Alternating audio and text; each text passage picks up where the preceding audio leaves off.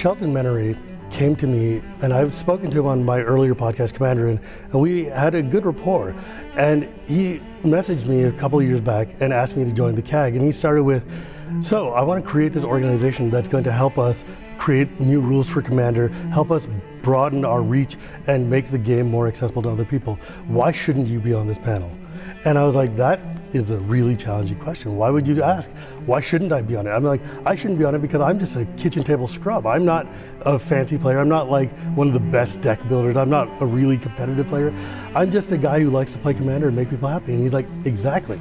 You are reaching out the audience that is the actual pool of players who play Commander. The folks who are at home, the folks who are not hardcore, they just have one deck, they might upgrade it once a year, twice a year.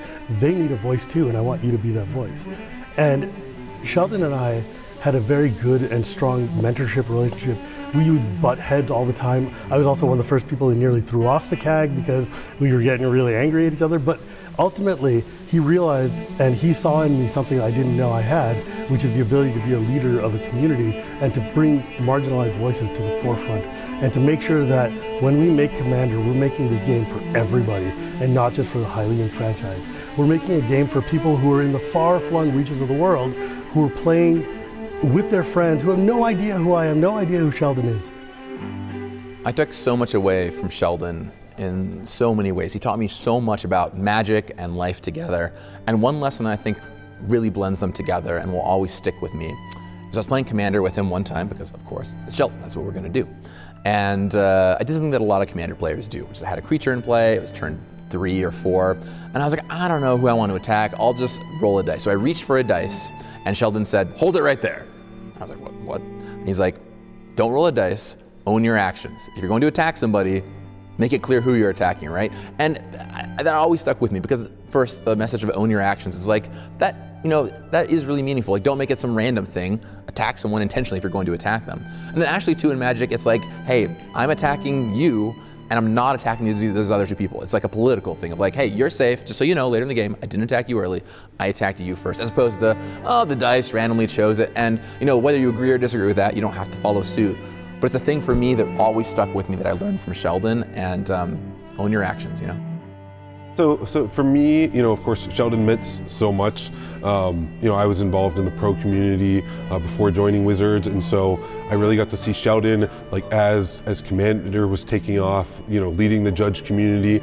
But for me personally, what I'll always remember is I was actually running late to my own Hall of Fame ceremony induction. The plane was delayed and whatnot. It was in Memphis, and so my wife and I, we get to the convention hall, and like, who's there to greet us? Like, basically opening the cab door, it's Sheldon, and he just always had such a good way about him of, you could tell he was excited to see me, you could tell he was excited for the Hall of Fame induction itself, and he knew it was go time and he needed to get me to the ceremony so we could start the show. So when you ask me about like, hey, what really sticks with me about Sheldon personally, it really is just like that moment in time of just seeing him, and him being like my first memory of the Hall of Fame experience will just always be something special for me personally.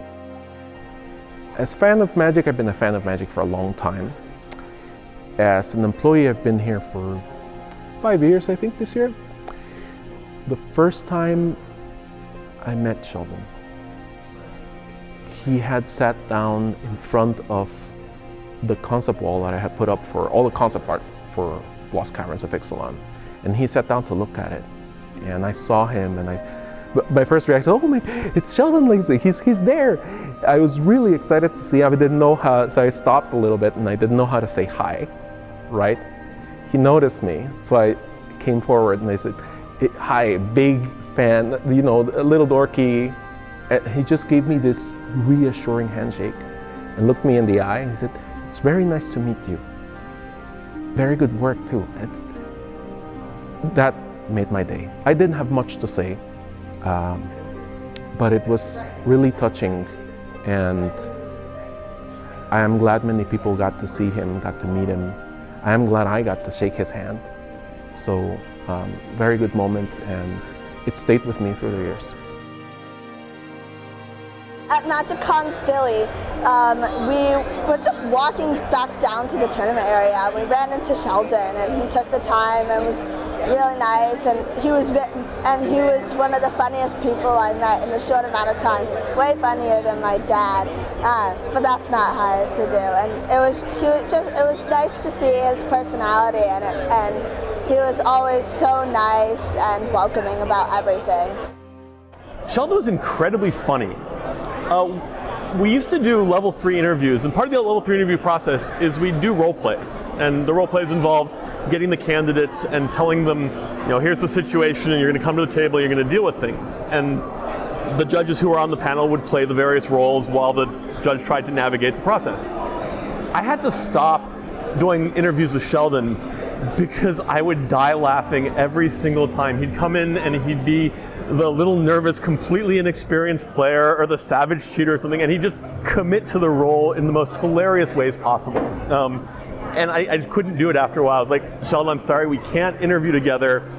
I can't keep it together while you're around. He was actually incredibly quick-witted. He was a role player for years, so he could really get into the parts and find the core, but just bring it out in just really entertaining ways. My favorite story with him, we were in the first Command Fest in Seattle in 2018, 2019, whatever it was, and we stood there in the center of the room, and we were surrounded by 1,000 players at all these tables. They were playing Commander, they were laughing, they were screaming at each other, and half the room had no idea who we were.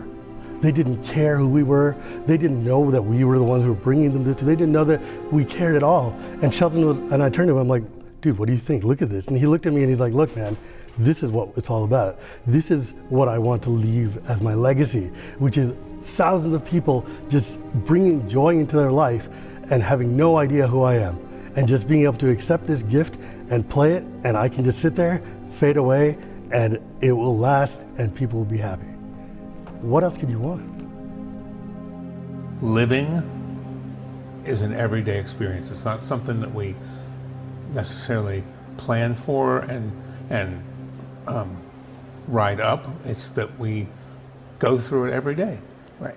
And we do it with the people that we care about, and don't give time to the people who don't want to give time to us. The choice is live or die. And I can't, if a few months is all I have left, then I certainly don't want to waste it crying over the fact that there's only a couple of months that I have left, or a year that I have left. There are a lot of wonderful things to experience in the world. Being with close friends, spending it with a miraculous partner, like I live with for the last 17 years.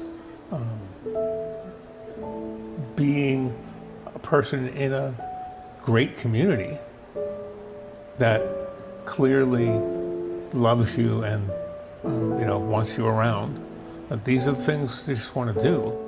Being in the best possible mindset, because while I would like to win, I don't care if I lose. There's no